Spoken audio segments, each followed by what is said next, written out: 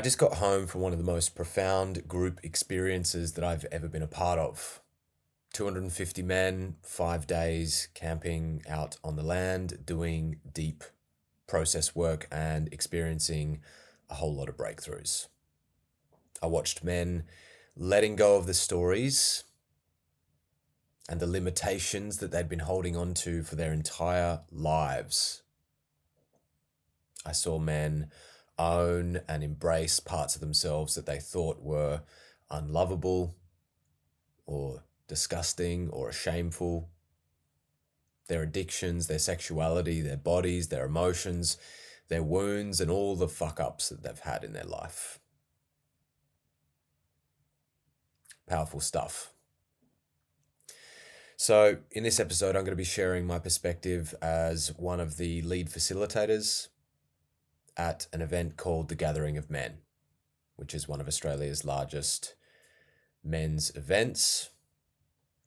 This episode isn't just going to be a recap, it's actually a mirror for anyone who's listening who has been hiding parts of themselves, hiding truths within them that are buried beneath the performance, buried beneath our addictions, or simply lost in the isolation of being the lone wolf.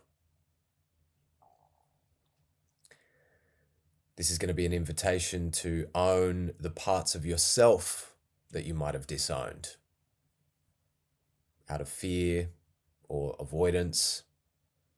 And so really my intention here is to create a map that points you to the parts of you that need to be reclaimed and integrated and owned and healed. Because what I witnessed at the Gathering of Men, or TGOM as it's known, might just be exactly the thing that's waiting to break free inside of you. If you're new to my show, this is Awakened Evolution, and my name is Jasper Brown.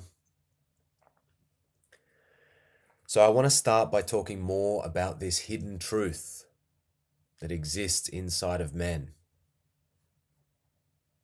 Most men are carrying secrets that they've never told anyone. Maybe parts of themselves that they haven't even admitted to themselves exist.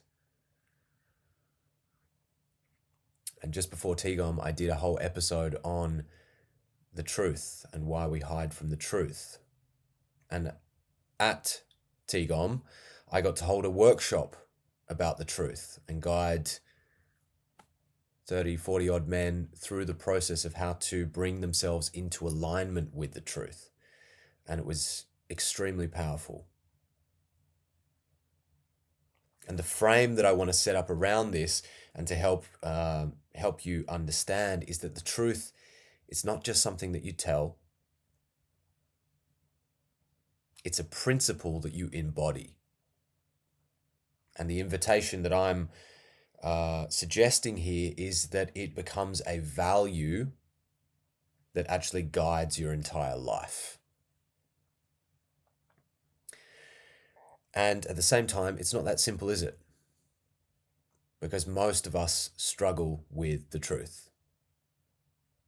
We're never taught how to hold the weight of it, how to handle the discomfort of certain truths, or to live with the consequences of the truth or the truth of our actions. So for example, you might have a porn addiction or a drug habit that you haven't necessarily been 100% honest about with yourself, perhaps with your partner. Maybe you've concealed certain parts of your personality or certain fantasies or desires or thoughts that you have or needs that perhaps you've never got to express. Maybe you've done things in the past that you are not proud of, that you would rather remain left unsaid. And the problem here is that the truth, or all of these things, the emotional content or the relationship that we have with all of this stuff, it sits underneath very difficult emotional experiences. It sits underneath shame. It sits underneath fear, the feeling of failure or regret or guilt or disgust. Feelings that are, for most of us, too heavy to hold. Too heavy to hold, maybe at least by ourselves. And that's why people get therapy. That's why people go to men's group or go to events. But it's very, very hard to confront the weight of the truth by ourselves. So instead, I think we as men, we tend to adapt. We start coping with those truths or the discomfort of those truths and the heavy emotions that they bring by numbing ourselves, suppressing, distracting ourselves with social media or games or, social connection. And we end up hiding. We end up hiding the consequences of the truth. And in order to do that, we actually have to lie to ourselves. We end up lying to ourselves and downplaying it, saying, it's not that big a deal. It's not that important. It doesn't matter. Let me just focus on what's in front of me. And all the while, those things continue to influence us, continue to impact us. It stays in the body. The body doesn't forget. You might convince yourself that you've forgotten or, put it out of sight, out of mind, but the body remembers. The body remembers, and unfortunately, our culture has never taught us how to hold the uncomfortable weight of that memory, or to what to do with it, how to process it, how to release it, how to let it go, how to deal with the consequences. We don't get taught relationships. We don't get taught mental health. We don't get initiated from boyhood into manhood. We don't get taught emotional intelligence or boundaries or conflict resolution or effective communication skills or any of this stuff. So it makes complete sense to me that we have generations of men who are suffering and in pain and so burdened by the weight of shame that they struggle to meet the parts of themselves that exist and are true, but that they're afraid of or that are too heavy to hold. Generally, men get conditioned to man up, to suck it up, to toughen up, and to bury our authentic selves in order to maintain a facade of strength and competence and performance.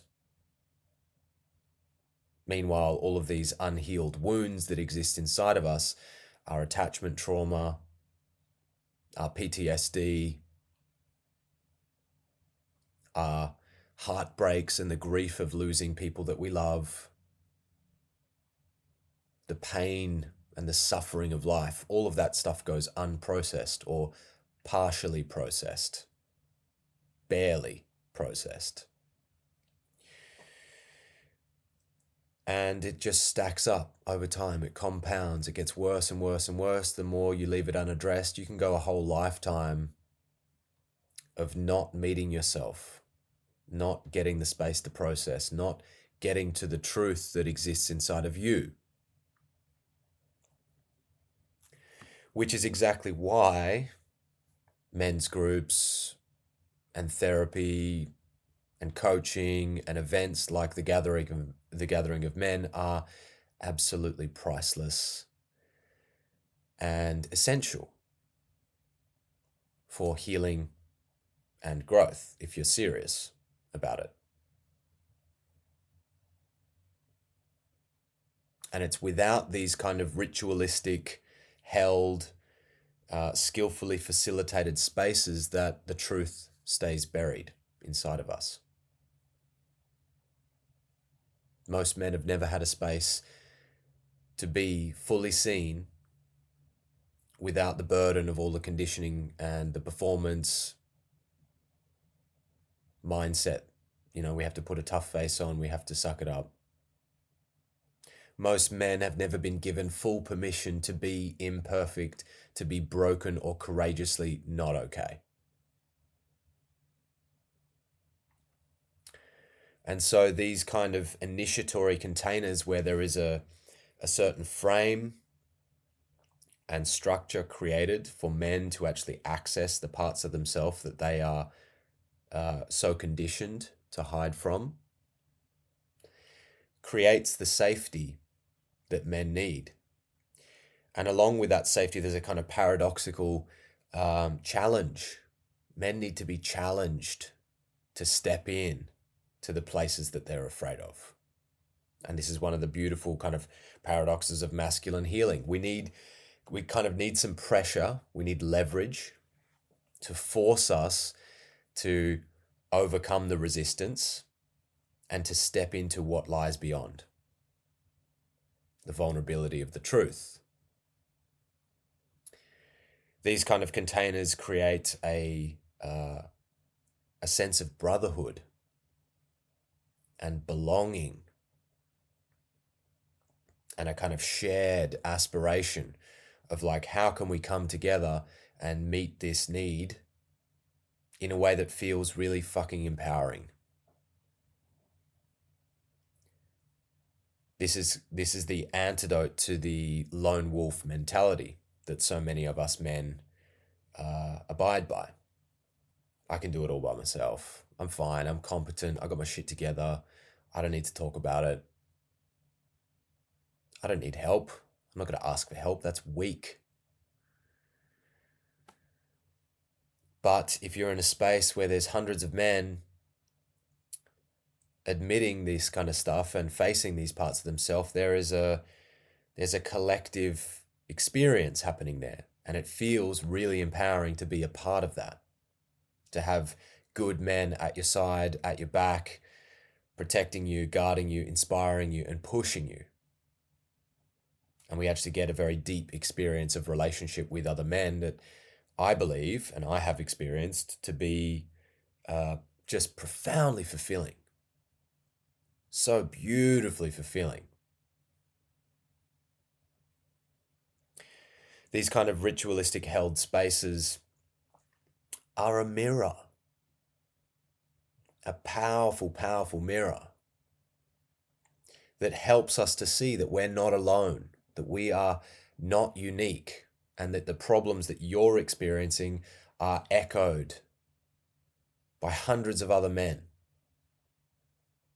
And that's extremely validating to step into a space where you see that you're not the only one.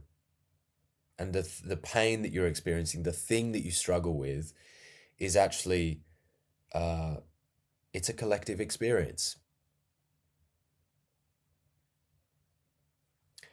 And in that, there's also the leverage to meet the parts of you in a deeper way, because you see all of these other men stepping in, owning it. You see that you're not alone, and you see them going beyond that limit. And so we get this very powerful leverage effect that helps us to chart new territory and enter new terrain. Somehow, internal terrain. We get to explore parts of us that we didn't even know. We didn't even know existed. One of the beautiful things that I see happening at these kind of events is a kind of facilitated catharsis, where men finally have the necessary space, the necessary support, the necessary structure to let go, to strip off the armor, to strip off the layers of the onion, and finally just fucking let go. It's so beautiful. Because where in society, where in modern culture, where in our education system was that ever encouraged?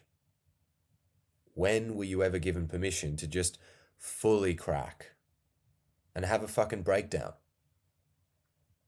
To bawl your eyes out or to rage and scream and unburden yourself from all of the years or decades or an entire lifetime of pressure building up inside?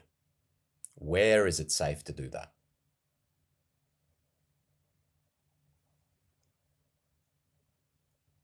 A lot of men don't even know that they need that. But trust me, when you get permission, when you're finally in a space that is big enough to hold it, there's so much inside that needs to come out.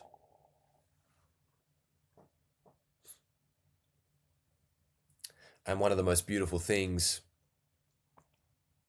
about these kind of spaces is that that's celebrated.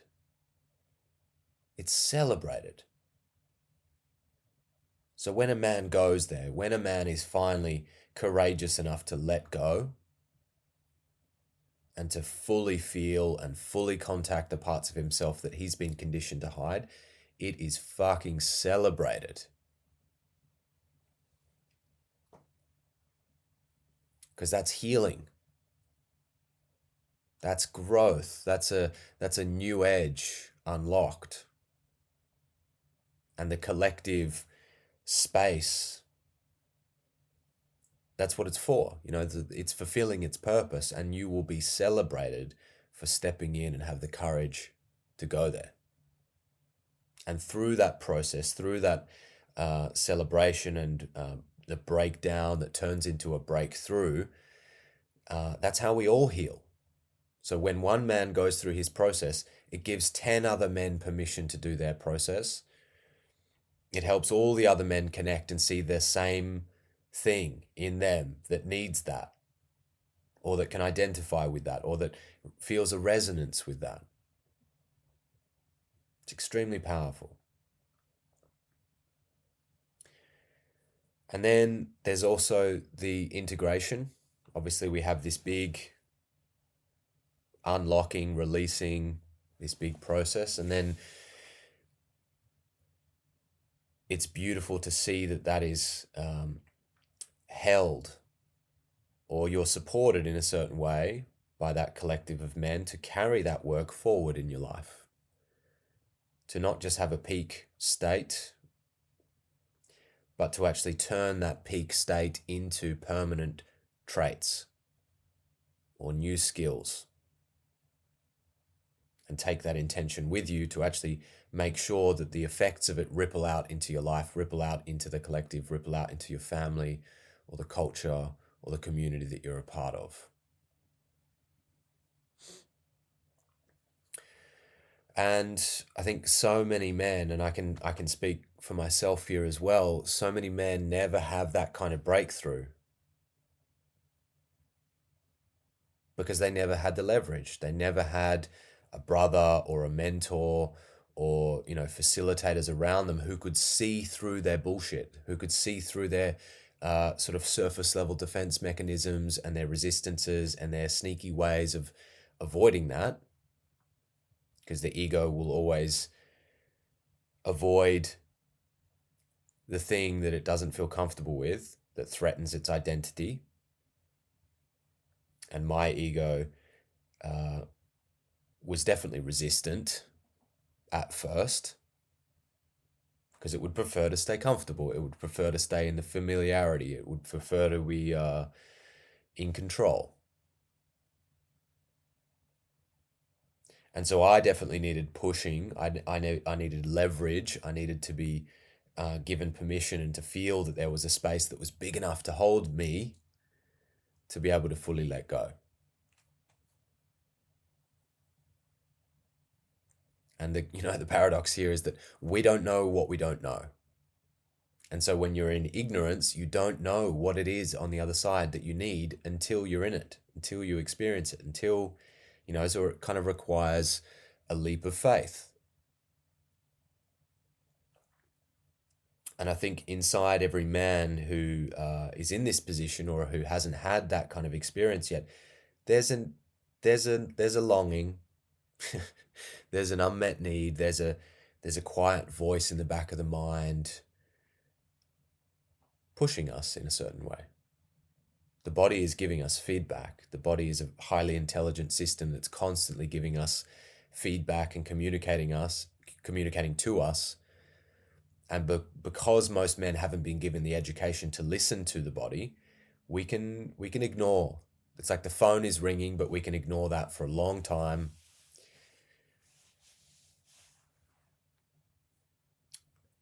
But eventually, I think there comes a time when a man is ready to answer the call. And for me, that's the hero's journey. That's the hero's journey. The call to adventure, the call to step into the unknown and to face the battles or the world or the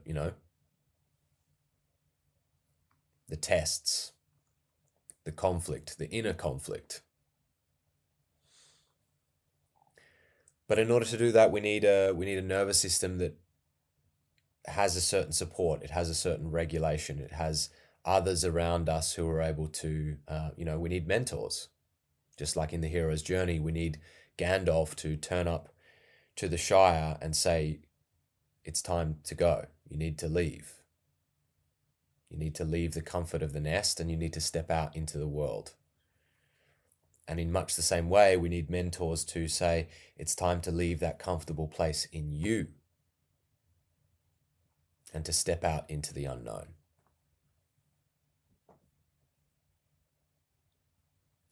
And so that's the kind of frame. That's the kind of frame of why I think it's so important that we have these kind of spaces and men sort of encouraged and incentivized and invited into this kind of work.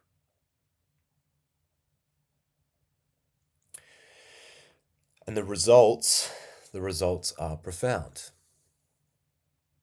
I could share countless stories of breakthroughs that I observed at the gathering of men, but in order to honor the container and the privacy that we've agreed to, I'm going to speak more generally about what I've observed. And I think one of the most beautiful things that I see happening at big men's events like this and retreats in general is the spectrum of masculinity, is the full spectrum of men and men's issues and men's needs getting met. So many different men connecting in their own unique way to what was offered at the gathering of men. And I recorded a podcast when I was there talking to one of the other facilitators on the last day. And the question was, what magic do you see happening here? And I looked out across the field and I could just see men playing and wrestling, other men, drumming and jamming and playing music together, other men in deep process of conversations around what had happened to them or the things that they'd become aware of. There was other men in small groups telling stories. And I looked out and I saw this huge spectrum of masculinity and men coming together in such a way that was meeting the deep needs that they had that culture doesn't meet. We're left bereft of these certain skills and the kind of space and the time necessary to strip off all the layers and get to what matters, what truly matters underneath. And so I saw this beautiful tapestry fulfilling these deep needs that weren't getting met. I saw men bringing their boys who were 16, 17, 18 years old, bringing their boys to come and have the rite of passage of transitioning from boyhood into manhood. And that touched my heart in a very deep way. That's something that I wish I had been given. It's something that our culture has largely forgotten or not had as a part of it for a long time. And we as men suffer as a result of that. I certainly could have used an initiation and good men around me and examples of healthy masculinity and leadership at that critical time when I was like struggling to understand what it even means. Who am I? What is a man? What is my place in the world? What is this world? What's my role? I saw men grieving the loss of loved ones,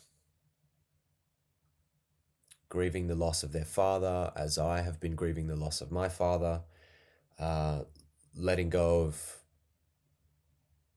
grandparents, losing children,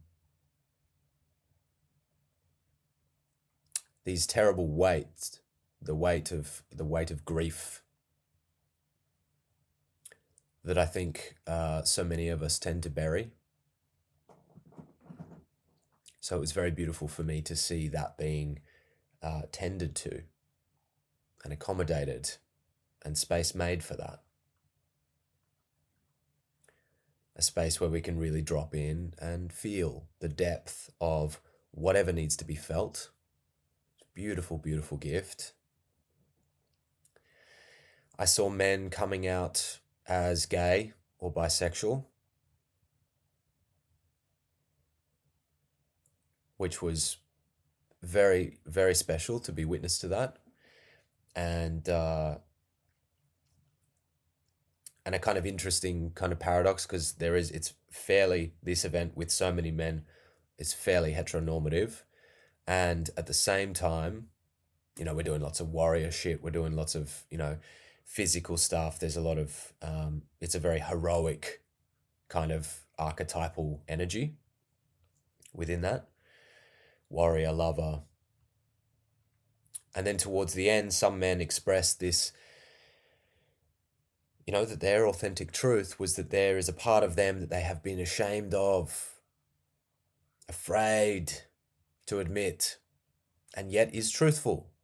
I'm attracted to another man. I find men attractive, or I've had sexual experiences with other men. Fuck, that's a powerful thing to own. Because if you live in denial, if you live repressing that, what does that do inside of you? What does that do to your inner experience? I have a truth that exists inside of me, but I'm afraid of admitting it. I'm afraid of what people will think.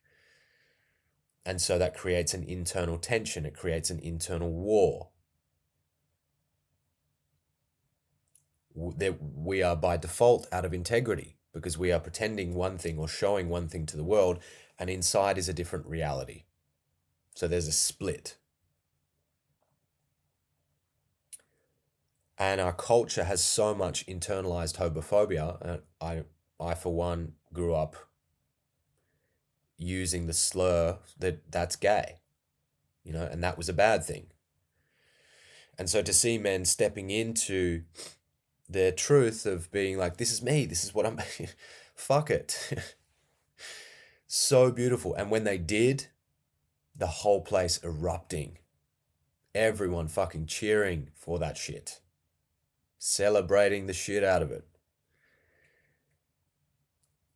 Not for what it was, but for the courage that it took. Because these days, who cares? No one cares anymore. Or people do care, but where it's so difficult to handle the consequences of that, Can I, if I admit the truth, I have to expose myself to potentially ridicule, potentially criticism, judgment of others. But if I'm truly grounded within myself, and I've built the capacity and the nervous system resilience to be able to handle that, because my sense of self and my identity isn't reliant on external validation, then that's power. That's liberating. That's the power of truth. The truth sets you free.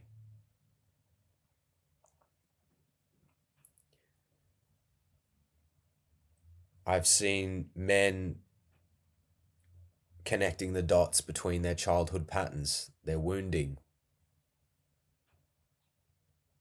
and the impact that their parents had on them when they were young, and then seeing how those patterns sabotaged every relationship they've ever had. And finally creating the link between those two things and having that aha moment and being like, whoa. And going an even step further and saying, I can see that my parents, even though they were trying their best, they caused me pain, and it's not even their fault. I can forgive them. I can release them. Because they, it's just transgenerational trauma. Their grandparents or their parents were just as repressed, just as dysfunctional. And so that trauma was just passed down the line, and it came to me, and I didn't get what I needed. And I can see that I've been passing that on to my partner or my kids. And so there's this really powerful like connecting of the dots and seeing the patterns playing out and being like, it makes sense. Everything makes sense. I can see the truth. I can see the trail, the truth that's left. This is why I'm so big on teaching psychology and understanding developmental patterns. So we can see the chain of causation that has caused this, who you are, how you show up. Instead of being ruled by it unconsciously, we make it a conscious process. We start to reveal all of our patterns. We start to see the logic of why we are the way that we are. It might still be difficult to deal with, but at least it makes sense. We understand it.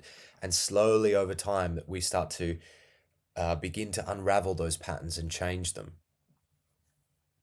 I've done a whole series of episodes on attachment styles and, the father wound. I'll have an episode on the mother wound coming soon. This is really, really important foundational stuff, is to understand your wounding, understanding your psychological patterns and your developmental stages that you're in.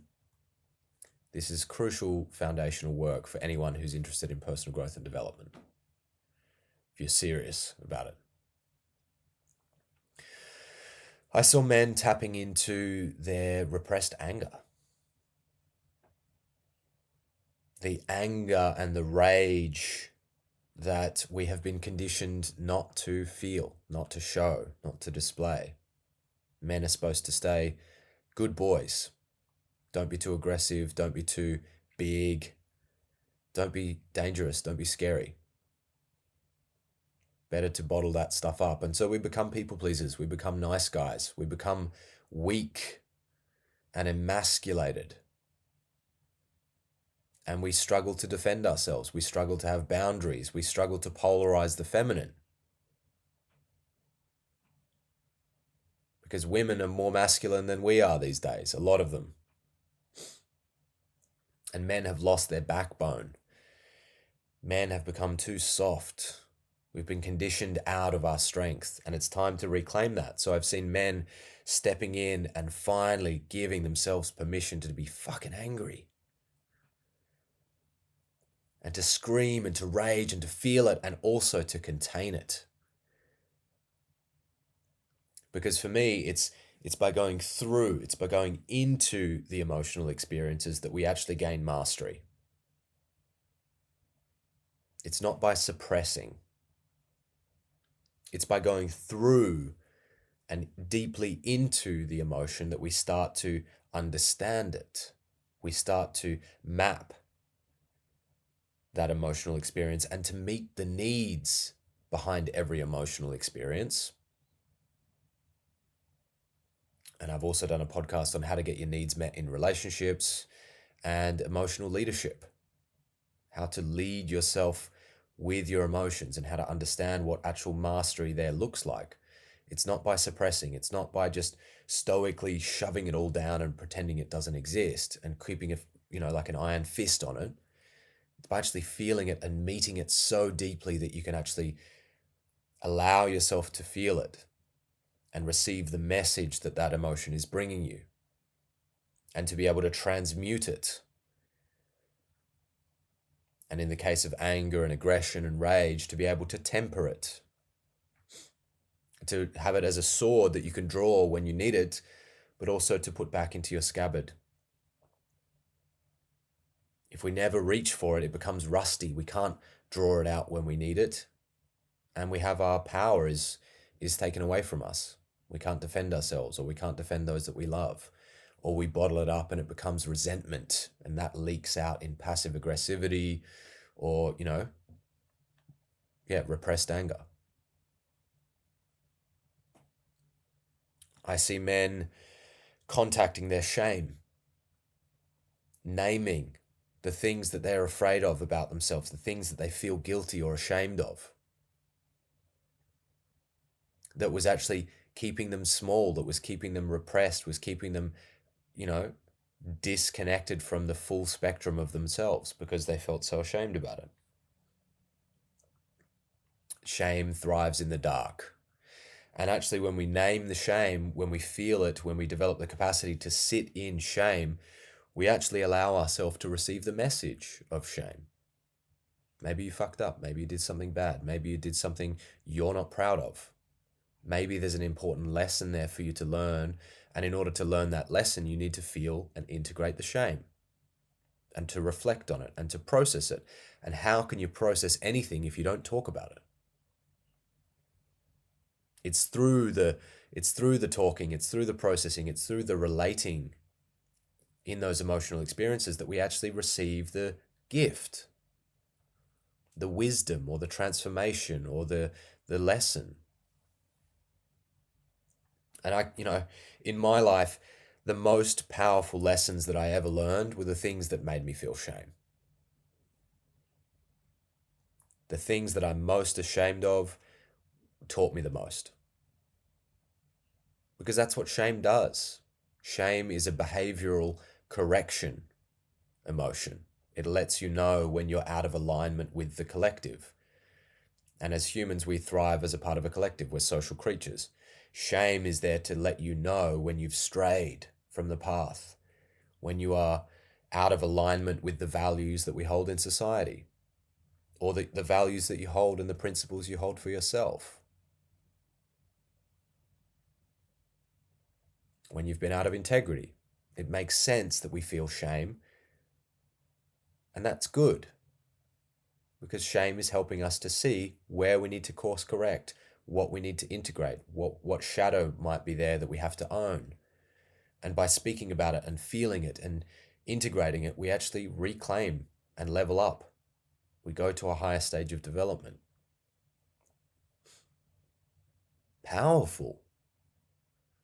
Powerful, powerful, powerful stuff. And men connecting to their sadness, men connecting to the pain that exists inside of them, men fully just allowing themselves to break down, to cry, to weep. You know how much beauty there is in that? When was the last time you allowed yourself to just break down and to just weep? It's actually a profoundly beautiful experience. It's hard, it's heavy. There's a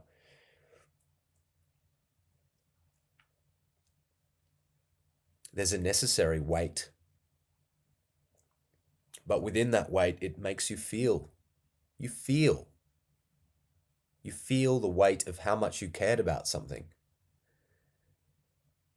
You feel the weight of the impact that thing, whatever it was that you're sad for, maybe you lost someone that you loved, maybe you've had to let go of something, maybe you're just sad for how much you've struggled, sad for the things that you weren't allowed to talk about or to feel or to, And it's so beautiful to rest in that place and to sit in that and to feel all of that. It makes you feel fucking alive. This is why I talk about emotional intelligence and emotional development for men, because emotion is energy in motion. It's life. It's part of your language. It's part of your body's language. And we have such a stigma. There's so much repression around men and emotion. It's weird. We're supposed to just be tough and to suck it up and be stoic. And we're stripped of the nuance and the beauty and the richness of just being alive. And so when I see men giving themselves permission to just openly weep, or to express their deepest shame, or to release the rage that they've been holding on to because of the fucking injustice of the world or the circumstances of their life, I fucking celebrate it. It cracks me open because I can see this beautiful process of men finally reclaiming the thing that they're afraid of, or the thing that they weren't allowed to feel.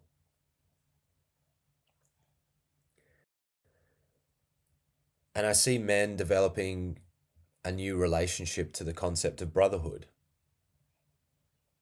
Finally feeling safe in the presence of other men, without this kind of performative kind of lens, this superficial bravado, or, this kind of frame, these kind of beliefs that we have, penetrating beyond the small talk, getting down into the dirt, connecting and creating deep connection and intimacy with one another in a way that's just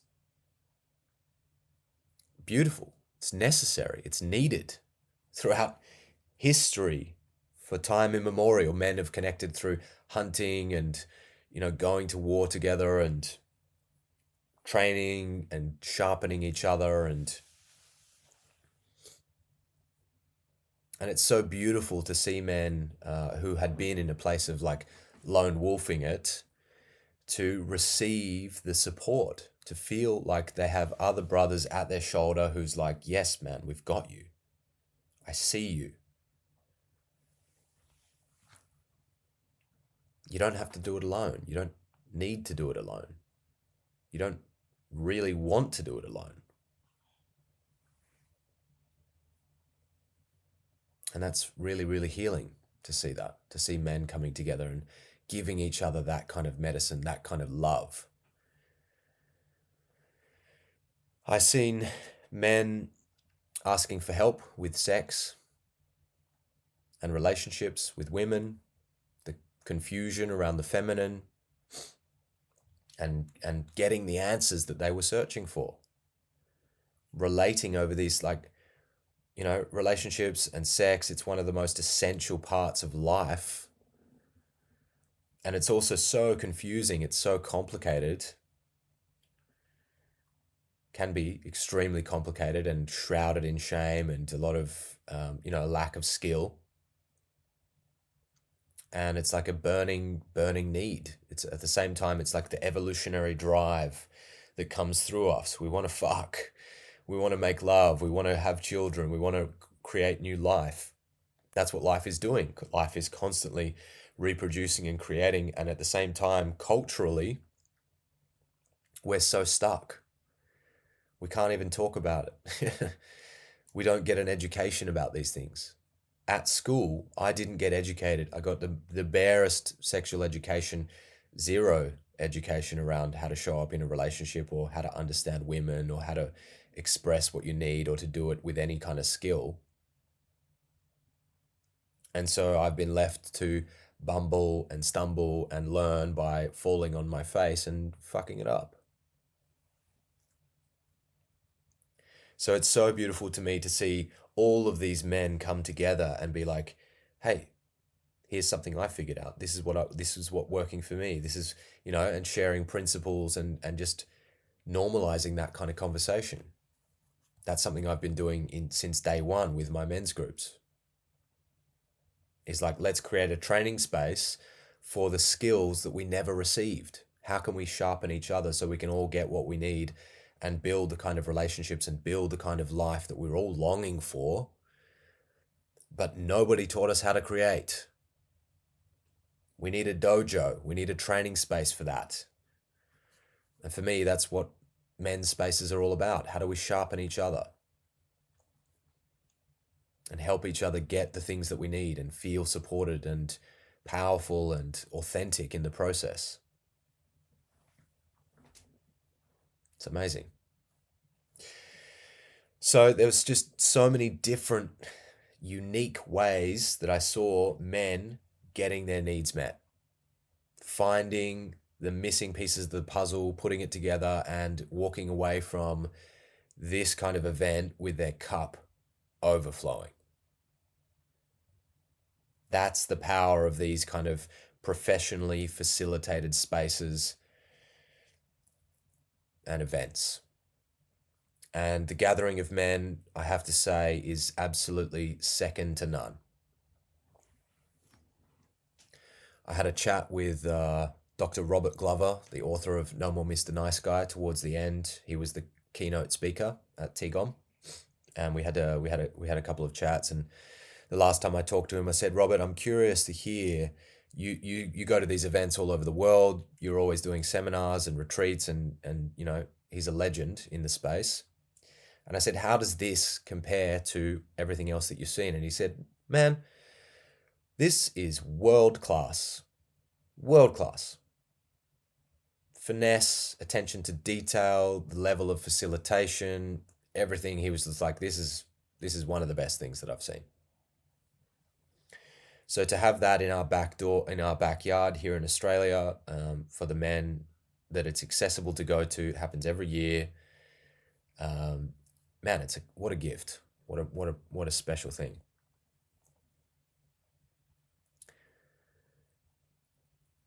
So I'm gonna just add here that there is a specific structure, and the key elements that I think make this kind of thing and this kind of held space, or the gathering of men or events like it, so profoundly transformational for men. What I've observed here is that it's really important that we have a certain intention that sets the frame around the space. Why are we here? What are we here to do? What are we ready to face together?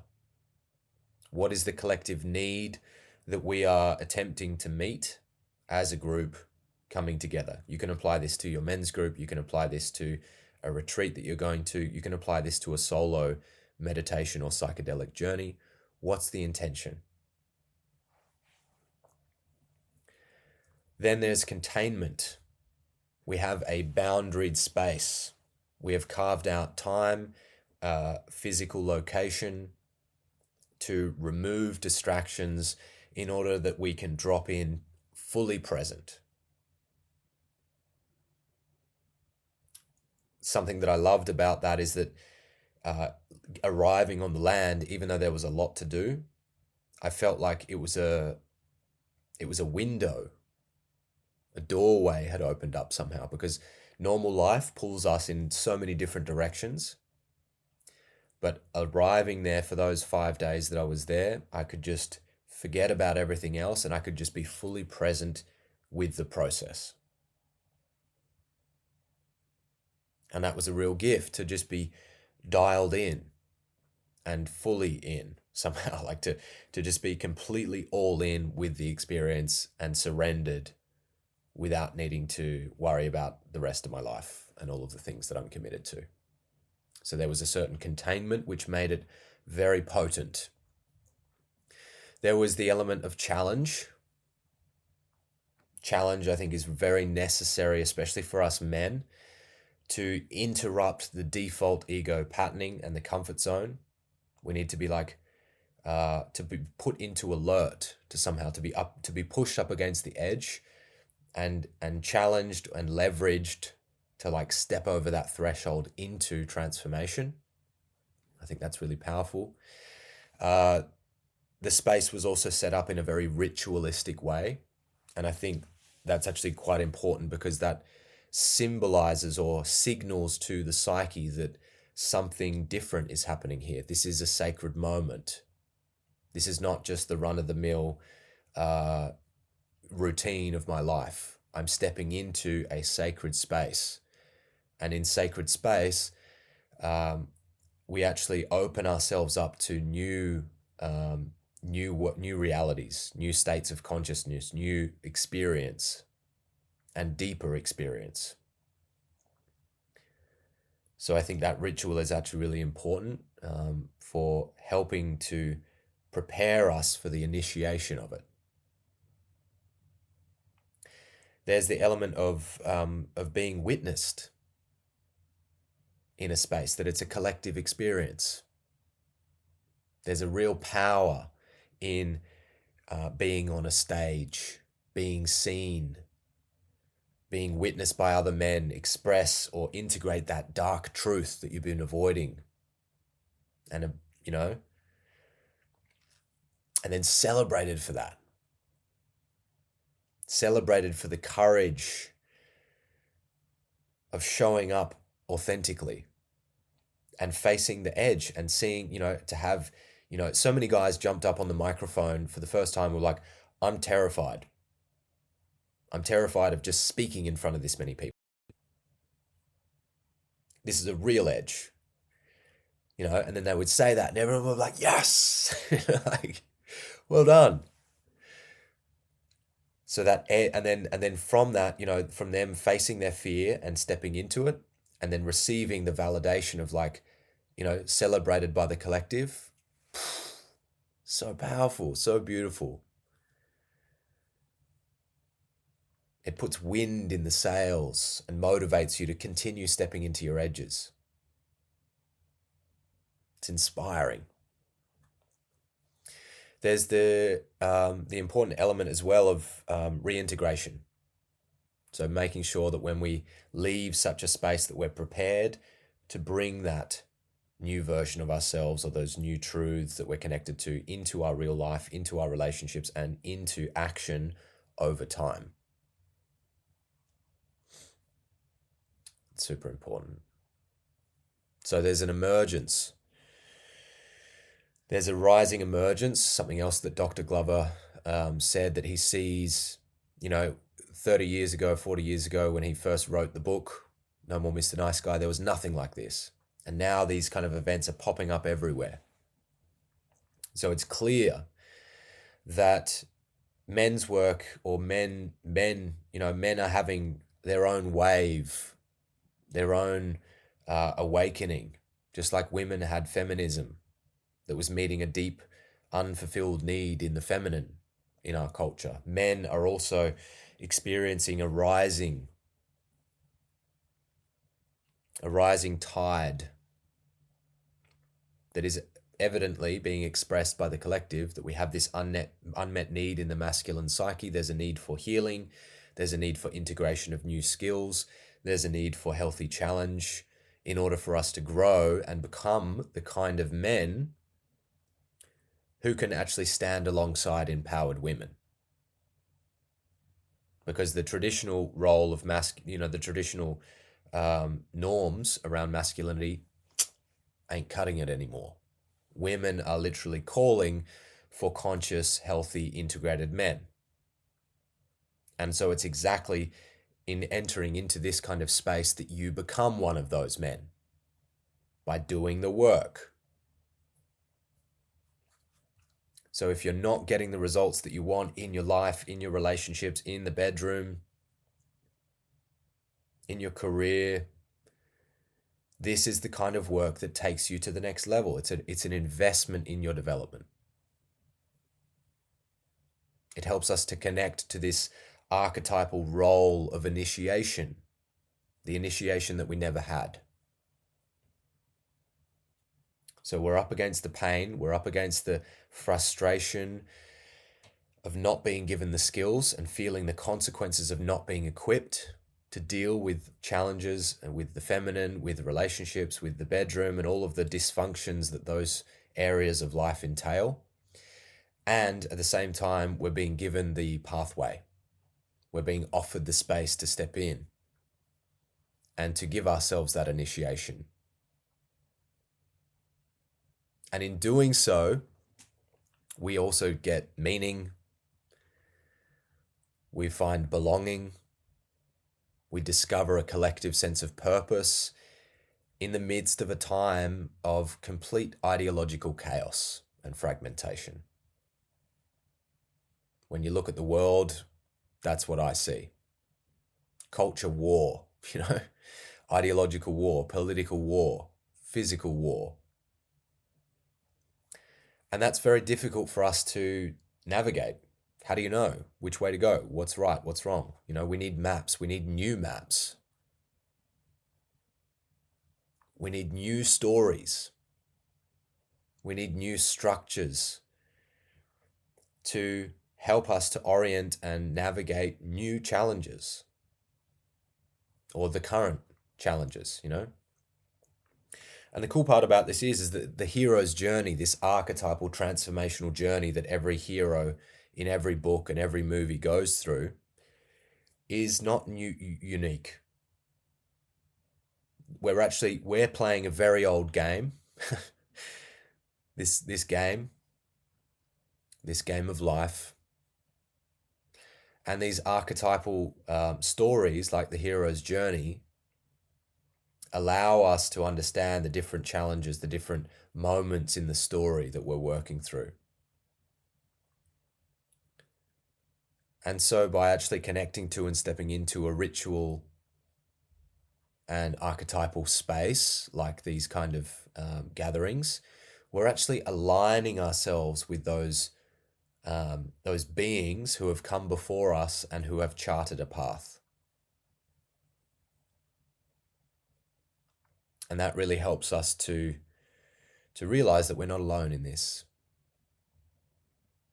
And the path is one that we get to walk with our ancestors behind us, our brothers by our side, and our children or the next generation in front of us.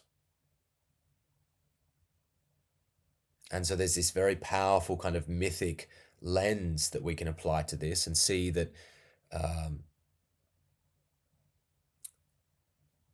if we open ourselves to it, that there's very powerful ways to play the game. And when we expand our perspective, we see that our individual life is in fact part of the process of life. And that process is unfolding all around us, and that helps us to zoom out. It helps us to not get trapped in the minutiae and the micro and our little lens or our little bubble of life, and to actually zoom out and see our place within the macro, within deep time, within the bigger or the meta perspective. And that's extremely powerful. One of my favorite parts of the Gathering of Men, and I'll wrap up shortly after this. One of my favorite parts was the story. Leon Cossa, he's a professional storyteller, wove the story of the Holy Grail throughout the 4 days. It took him 4 days to tell the story, this ancient art of storytelling. And it really helped to bring an archetypal lens or a mythic kind of lens to see that hero's journey in the Holy Grail was something that we were all experiencing, that we could all relate to.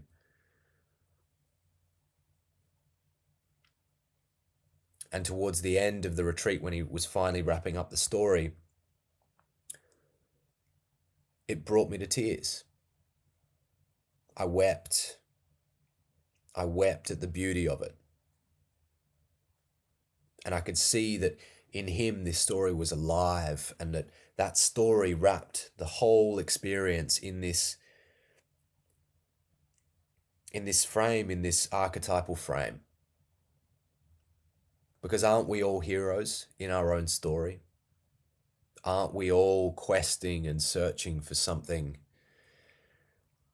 stumbling through life in the unknown, bumping into challenges, failing, having a dark night of the soul as we descend into the cave, into the belly of the whale, to find and contact the deeper parts of us, and to emerge from that trial with newfound strength and new abilities, inner confidence and deeper self-knowing, to be able to triumph against the final test. And then to take the fruits of that trial back to our village, back to our community, back to our family, and to distribute the wealth and the gold and the wisdom of that for the betterment of all. And we've lost that. We've lost that. We live in an age where we're just bombarded with algorithmic echo chambers that are very superficial, clickbait content and just highly polarized opinion pieces. And we lose touch with the essence of what life is and what we're here to do and who the fuck we are. We've lost the old maps, we've lost the old lenses for meaning making, and we're adrift in an ocean of information with no compass.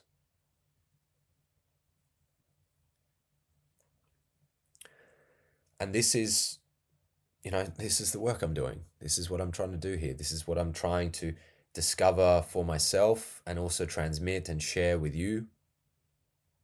How I am making sense, making meaning, and orienting myself in the game of life. How do we wake up and find out what the biggest picture is so that we can zoom right in and understand how the actions in our life impact the overall vision and meaning and direction in our life? How do we make it all make sense? How do we fit it all together? How do we live in the most beautiful way possible?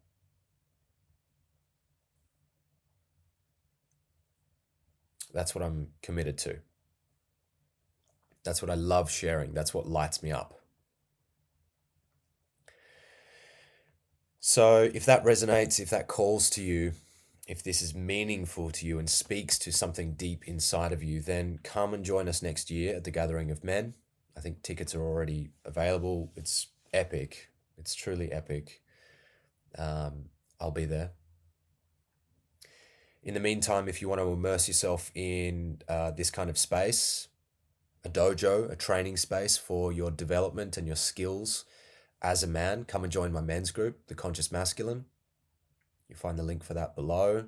And if you want tailored one-on-one mentorship or support and you really feel you're in the thick of it, you're in the belly of the whale, you've fallen, or you're struggling and you're not sure how to take the next step to get to the next stage of your development or to have that breakthrough, then you might like to consider one-on-one mentorship with me. That's what I really thrive in, is helping men figure it all out, put all the pieces of the puzzle together and find the powerful next steps and the highest value moves, the highest leverage moves to shift the game, shift the paradigm. That's one of the greatest gifts that I have to offer. And if that resonates with you, check out the links below. You'll find more information about working with me and what that looks like. So I want to finish with why truth is the gateway to power. So when you think about it, we start this game of life disconnected from the truth. We're a baby, we're born, we're completely ignorant, we don't know, we're confused, we understand nothing. We're completely at the mercy of our parents, our culture, our education system, and the paradigm, the time period that we live in. Nothing makes sense in the beginning. As we grow through life, as we have experiences, as we, complete different quests and understand and go through school and all of the trials of adolescence and puberty and start emerging into the workforce and into life and into relationships, our mind is constantly mapping and sense making and trying to figure it out. It's pretty cool how it does that, right?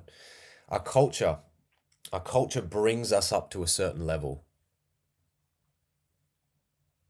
In the past, that used to be religion. We used to get brought up into a Christian lens, or it might be a Buddhist or Hindu lens or level of sense making. Nowadays, we get brought up into a scientific materialistic paradigm. And that gives us a certain lens, a certain set of understandings, a certain set of values and sense-making schemes. But the important thing to realize is that there are many levels beyond what we receive from school, from our parents, from our communities, or from our peers. We can go way beyond that. And we're in a very confusing time. We've kind of started leaving religion behind, especially here in the West. So we're evolving beyond religious dogma and scripture and the book into a scientific materialistic paradigm. But science doesn't really meet our needs for meaning. We've kind of lost something by leaving religion behind. We've kind of lost the moral compass. Science teaches us what stuff is. It gives us theories and maps, models, statistics, data, lots of data. But it doesn't tell us what to do with the data. It tells us what stuff is, but it doesn't tell us how to live. So now we're dealing with this kind of meaning crisis. How do you know which path to follow? How do you know which religion is the one? How do you know which scientist or which expert or which doctor or which professor to listen to? It's confusing, right? If you go online, there's a million different echo chambers that you could enter to try to piece together this puzzle of life and figure out what the fuck you're supposed to do here. But how do you know which one? How do you know who to listen to? We've all got this kind of array of unmet needs that we're trying to solve. We're trying to figure out this game of life. And my argument is that the whole point of life is to figure out the game. Why are we here? What's it about? What does it all mean? What does winning the game look like? And as we've seen, we can spend our entire life hiding from truth, burying the truths about ourselves, living in fear of admitting and feeling and owning our feelings and our shadows and our needs and all of that stuff. And for me, the most important principle is truth. How do we get to the truth? Because if I'm going to figure out the game, I need to figure out what's true. And that starts with me figuring out what's true inside of me, so I can open myself to what is true ultimately. So we need to develop a sharp, honest, powerful relationship with truth. And it's a lifelong journey. It's a lifelong commitment to pursue what's true. And if we don't, we live fragmented. We live as fragile, performative, avoidant, or with an inflated ego. Without the truth, we suffer. Without the truth, we're ignorant. Without the truth, we can walk through life and eventually die confused and disconnected from reality. So that's the consequence, that's the cost, that's what you have to lose. You can waste this life in ignorance, misunderstanding the whole point of the game. That's the consequences. That's the stakes. But when we're aligned with truth, you become tethered and directed by something tangible, something real. And that is what makes you powerful. That is what is going to make your life profound. When you truly understand yourself, when you have faced yourself, when you have fully met yourself, that's what makes life meaningful. When you grapple with the truth. Because you can't manipulate a man who has faced his own shadows. You can't shame a man who no longer hides the different parts of himself. You can't take power from a man who's already reclaimed it. And you can't control a man who's done the work to master himself. So make choices and commit to events, find people, and practice that deepening of the relationship to the truth. Place that as the highest goal in your life. That's what I'm doing. I orient myself with truth as the highest principle. And if you want to get started with that, you can begin by asking yourself, what truth have you been avoiding? What is true about you that you are hiding from? What are truths that exist that you need to reclaim or to own or acknowledge and integrate? Sit with those questions. How do you know what's true? And what's true inside of you? And whatever you find, the answers to those questions, that will be your growth edge right there. That's where this work begins.